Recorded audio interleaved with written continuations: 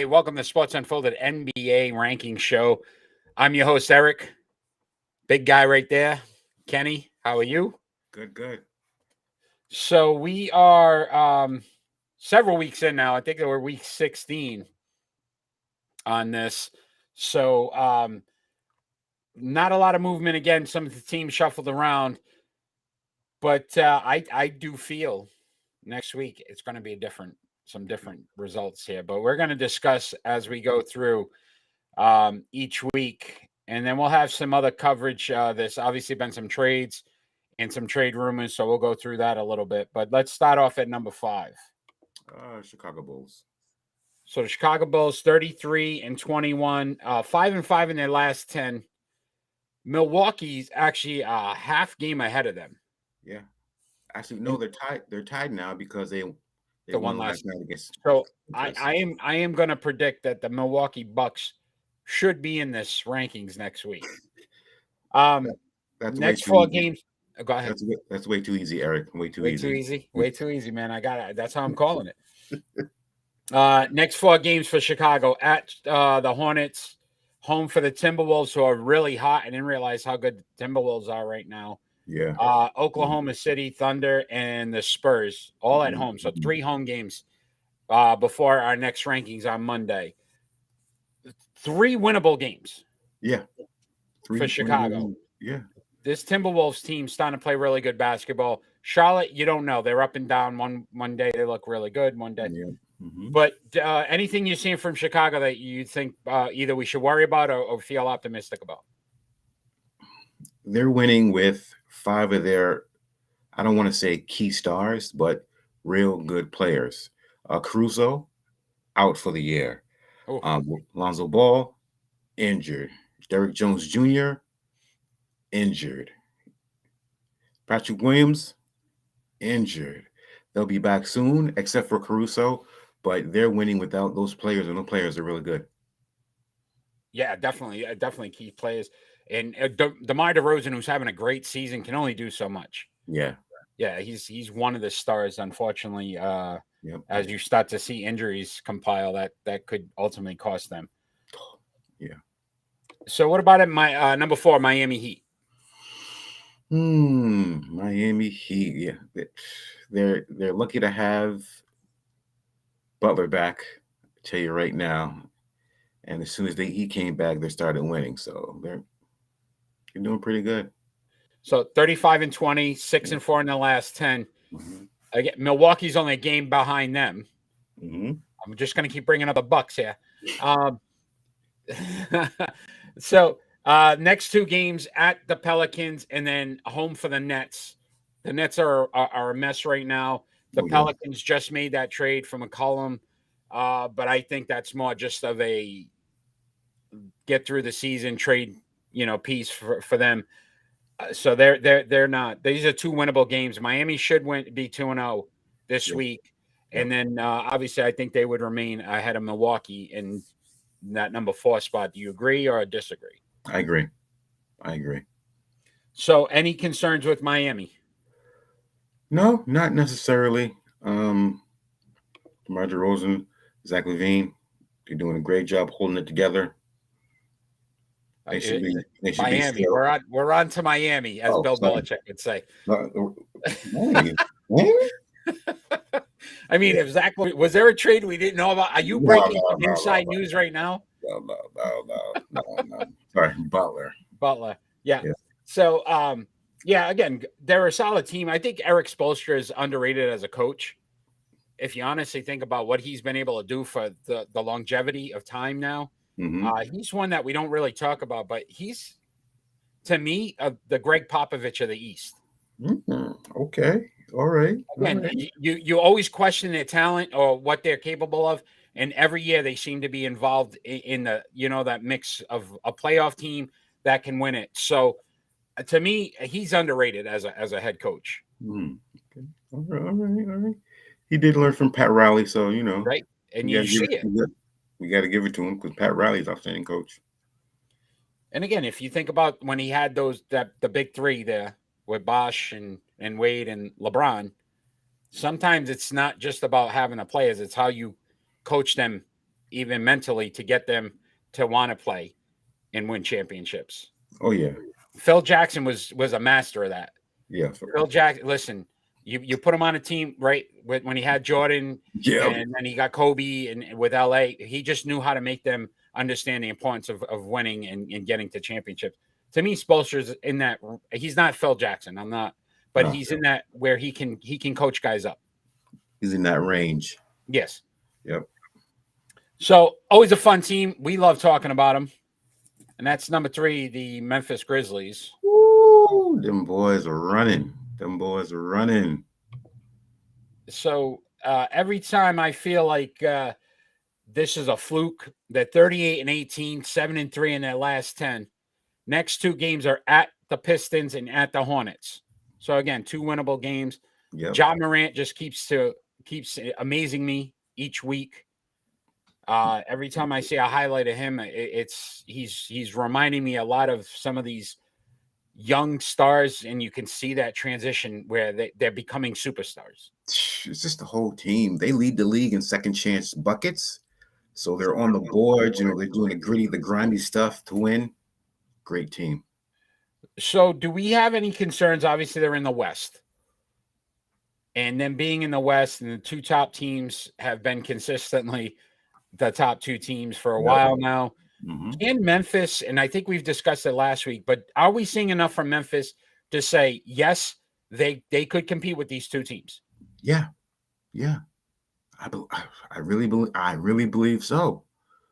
I mean, Memphis is an engine, man. Engine that keeps running and running and running, They're fast, they're young, they're hungry. We can see that for sure. Yep. The only question I would have is the experience, right?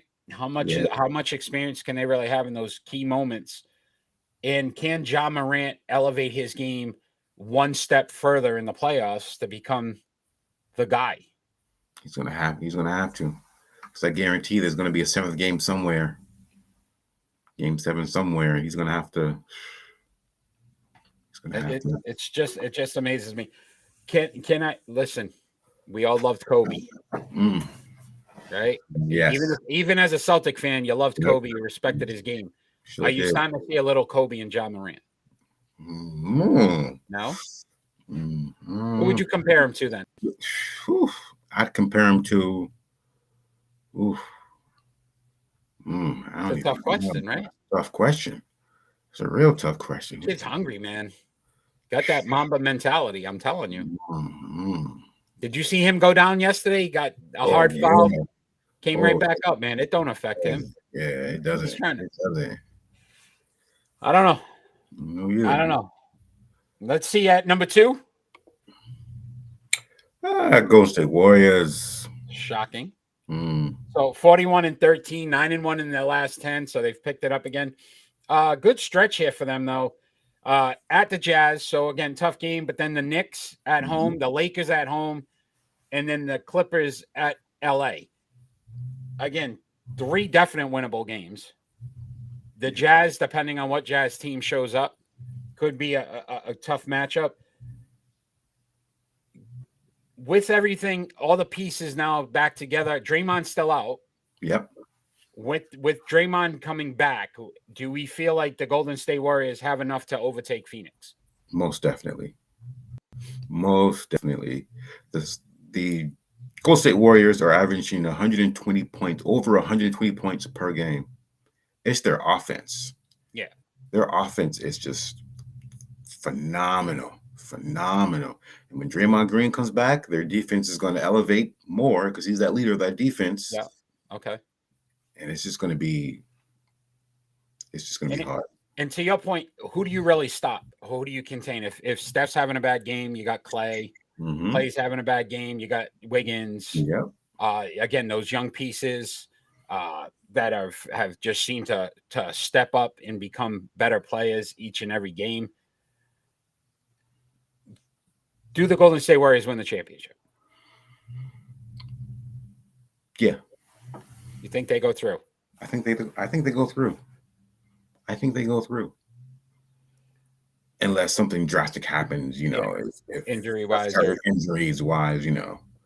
But if they can stay healthy, yeah, no doubt. All right, let's talk about that number one team here. That's the Mm. Phoenix Suns, who have Mm. consistently stayed at number one now for several weeks. So they're 44-10. Yep. 9-1 in the last 10. This week, though, major matchup. This could be an NBA Finals preview. They're playing the Bucks at home. Yep. I am dying to see that game. And then they got the Magic. So again, should be a winnable game. Yeah, they're 16-3 against the Eastern Conference. Wow. So we will see this week coming up against the Right. Bucks. This matchup, the Bucks have started to play some really good basketball. Went into LA last night and basically just demoralized the Lakers. Yeah. Giannis is playing out of this world. Chris Middleton has, started to find his range again and looks like the guy from the finals. This, to me, is an interesting matchup because if Phoenix can come in and play well and beat the Bucks, I don't see many teams beating Phoenix. To your point, Golden State's the only real competition for them. But if the Bucks can come into this game and show some dominance, then you start to question: is this again? Listen, who they lose to last year in the finals? Yep. Here's your opportunity right now as the best team in the league to show that, look, last year was a fluke for you guys. You're not beating us again this year. Yeah, exactly. So this is more mental for Phoenix than anything else. If the Bucks lose, the Bucks can look back and say, look, we got to figure out how to beat this team. If Phoenix loses and loses badly, they've got to start to question, like, did this team take the next step to beat us in the finals? So there's been let's bring up the list real quick before we get into some other stuff here. Yeah. And oh boy, somebody jumped on. Oh, there it is.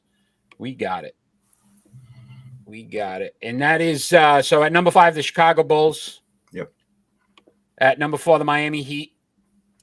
Number 3, the Memphis Grizzlies. Number 2, the Golden State Warriors. And number 1, the Phoenix Suns. Only teams we feel could possibly be out of this next week: Miami, Chicago, depending on what they do, right? And the Bucks, depending on what the Bucks beat Phoenix. To me, they it's almost a lock they get it. Yeah, no doubt. Almost a lock. So yeah. I would almost say that we can see some fun stuff this week with that matchup. So we're going to discuss a little bit about these trades. So there's about a little more than 24 hours left in the NBA. Yep. So there's a lot that's going to probably happen in the next 24 hours. We've already had a couple. So the McCollum trade. And we discussed it. We were talking a little bit yesterday about it. Is this a sign that Portland's going to try to retool? They're trying to get money for next year and retool around Dame.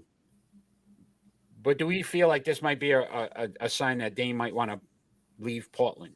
Well, he said he loves Portland and he wants to win there. So, so maybe they're doing it for him, getting better, players around him. But to get rid of CJ McCollum, I mean, that's a 20-point scorer, a 3-point threat. That was the 1-2 punch right there. Yeah. All they needed was a real big man. Sometimes when you're not winning, it ends up costing players, because again, you can have 2 really good players, but they still haven't been able to figure out how to win in the playoffs. I mean, they've gotten to the playoffs, but haven't been able to win. And you think about Damian Lillard and his talent, and the fact that he's never even been to an NBA Finals. Yeah. So, do we think that we'll see some more moves from Portland? No, I think they're done. Pelicans got the best of that. CJ McCullough, Larry Nance Jr., Tony Snell. Yeah. So another big trade was Sabonis going to the Kings. Yeah. A lot to wrap your head around that. Kings are trying to make the playoffs. They're trying to end that playoff drought. Do we think they did enough to get there? No. No, they got rid of their second best player. Yeah, the Buddy, rookie, right? yeah, Buddy Hield. Oh, Hield, and then they got rid of the rookie, who's Yep, Talibor. yeah. I mean, Yep, that kid's been playing some great basketball, great basketball. fan favorite, Yep. And everybody thought was one of the pieces that they wouldn't trade. Mm-hmm. Heel again, an excellent shooter. So who made out better in this trade? Pacers? Yeah, Think Pacers. the Pacers. Pacers really did. So Pacers. do you think Sabonis underrated? I mean, he's a two-time All-Star. I mean, you think about from a rebounding presence, a big man, a solid big man, something they haven't had in Sacramento. Yeah. Could it be with DeAndre Fox? Still not buying it, huh? Still not buying that. Still not buying the Kings. No, I'm still not buying them. Sometimes it's tough. But listen, hey, the Bengals are in the Super Bowl. Yeah. Anything's possible. Anything's possible. That's Kevin Garnett back there saying it, right? Yep. Anything's possible. So, are there any players, Kenny, that you may have seen or are looking at that are possible trade partners, or any teams that you feel are going to be making some moves before the deadline tomorrow? Ben Simmons is not going anywhere. Are you serious? Yeah, he's not going to go anywhere. You don't think the James Harden? You're not buying into that James Harden, Ben Simmons?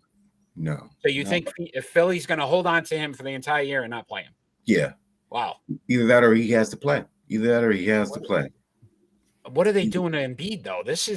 I mean, he needs some help. Yeah. He did all he could last night. All he could last night. And to me, I think they're wasting this year away. Mm-hmm. The East is a winnable conference for Philadelphia. Yeah, exactly. With the piece that you're going to keep an all-star, not trade him, and not get at least a player that like this. To me, would have been a great McCollum Simmons move here. Would have made a lot more sense to me. Where you're getting Embiid, a guy that can score 20, shoot the ball, that would have made more sense to me. Makes two of us. So again, so Ben Simmons stays put. Any other moves? Look for a Lakers Celtic trade. The Lakers are very interested in Josh Richardson. Really? Yeah, really interested in Josh Richardson. So there might be a Lakers Celtic Boston trade. Getting that deal? Thornton and a couple of picks. So I've heard. I've heard. Let's look out for that. What else? James Harden is not going nowhere. They said they're not going to trade him, but they should. They should because he's not going to stay. Yeah, he's already said he's testing the free agent market. Yeah, he's not going to stay. So you got to get something for him. You know what I'm saying? And this would be the good time to get something for him. But I think in the mentality of the Nets is that if you're gonna try to win it all this year, you need Harden as that piece. Yeah. And that's the only reason why I think they're going to try to keep him or want to keep him is because Kyrie, you get Durant back healthy, and then you have Harden, you have a legitimate shot to win the East and get to the finals. Oh yeah. It all depends on when Durant's coming back. Yeah. But so I can understand why they wouldn't trade him. Yeah. But if you could get a Ben Simmons, to me, in that deal, you're getting a guy that's going to be there for the next 3 years, and you can still have 3 solid pieces around you. You don't need him to shoot at that point. You got Kyrie and you got Durant. Yeah. So you need him to distribute, rebound, play his defense. And get to the basket. Yeah, it makes sense. It makes sense for both parties because now you get Embiid, James Harden, who can light it up on any given night, but he's also willing to distribute and rebound. Mm-hmm. And that helps Embiid so much. I just don't understand what these teams are thinking. But so far, great information. You got anything else? That's about it. That's the big news. Any teams that you think should be making trades that may not, or vice versa, that don't think they should stay packed, but they might make a move? Houston should make a move. Denver definitely should make a move. They're so close to, getting some wins, but they just lack leadership. Yeah, they only got Jokic, Yeah. and everybody else that's key on that team's out. Yep. Right, Murray's still not back, and then Porter went out now, so he's done for the year. Yeah. So Jokic, as great as a player as he is, an MVP player, he needs some help. I agree with you there. What about some of these top tier teams? So do we feel like Memphis, to me, maybe gets another piece? Nah, I don't. You don't want to mess with the chemistry? No, don't mess with the chemistry at all. If it ain't broke, don't fix it. Milwaukee? Don't fix it. Nah. Mm-mm. Boston? Mm-mm. Yeah, they gotta do something. 6 straight wins though for the C's. They gotta do something. They have to do something. They gotta. So my question: would you be satisfied with the Boston Celtics making moves just to alleviate some of the cap? No. And then looking at next season. No. Because we do it all the time and it fails. Okay. They never get a player back. And then the following year, we always hear they're going to have all this cap room. They're going to sign one of these guys. Yeah. Then we got all these picks, and they do bust things. Okay. Danny Ainge is not there. Let's do something different. Okay. All right. Please. Who's a player that you would like to see Boston try to acquire? Is there a guy out there that you're thinking about that you say, if Boston got this guy? So they're currently sitting 7th in the East. Yeah. So again, they're in the mix. They might get into the top 6 where they don't even have to do the play-in game. If they continue to win at the rate they're winning. Seems like Ime Udoka has finally got them playing defense. It's got them playing D. They're playing some better defense. The offense is starting to click. Mm-hmm. Marcus Smart, to me, is that one piece that you could get somebody decent for. I move Smart. I don't know. He's kind of the heart and soul of our team right now, and he's our defensive leader. So, it's hard to. Unless it's for Ben Simmons, I'm not trading him unless it's for Ben Simmons. Right? You need a legitimate point guard. There's no way Boston and Philly pull off a trade. No. There's too much animosity between the two teams. I can't see that happening. Exactly. So, exactly. I'd like to see a big guy come in here. Because if you got to face somebody like Philly in the playoffs, somebody that can hang with Embiid. He's the only legitimate big man in the East that I could think of that would cause enough problems for Boston. Mm-hmm. Tatum, Brown, as much as I said trade one of them, they're playing well right now, and they're feeding off each other. They're not trying to get 30 plus by themselves. They're getting 25 to 30 each. Yep. Yeah, right. Get that right. If you could get that consistently. Yeah. But there's got to be a guy out there, Kenny, that I feel would make them at least formidable in the East. Some big guy. DeAndre Ayton. And Phoenix ain't trading him. That's why I thought the Sabonis thing, too, for Boston would have made sense.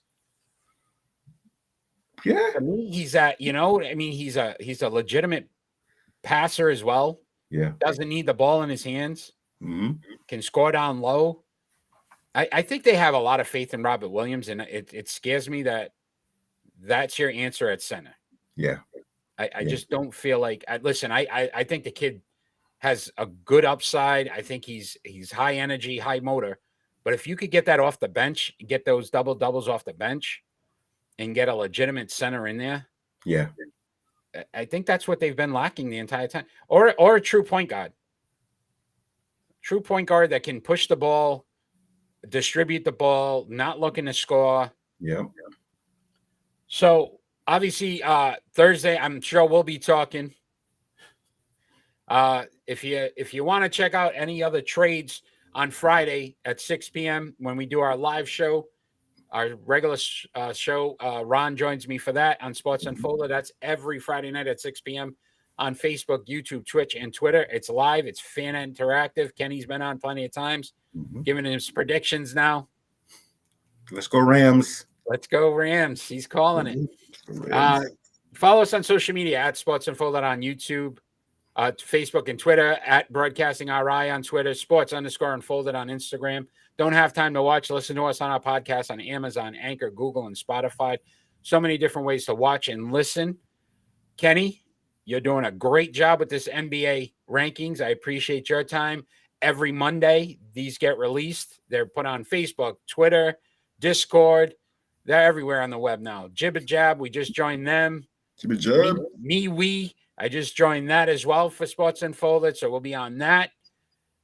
We're everywhere. So, Kenny, just keep pumping these things out, man. Expect some changes next week with Milwaukee Bucks. I'm already calling it. Mm-hmm. I think they'll be in. I got a feeling. That's my prediction for next week. But as we normally do, I'm going to give you a challenge for next week. Mm-hmm. And your challenge is going to be, obviously, with these trade deadlines, you're going to grade some of these trades next week. All right. And then you're going to let me know which teams actually passed or failed. All right? No problem. Kenny, I appreciate your time. Fans out there that are watching, appreciate you. Check us out. Sports Unfolded, coming at you. Peace.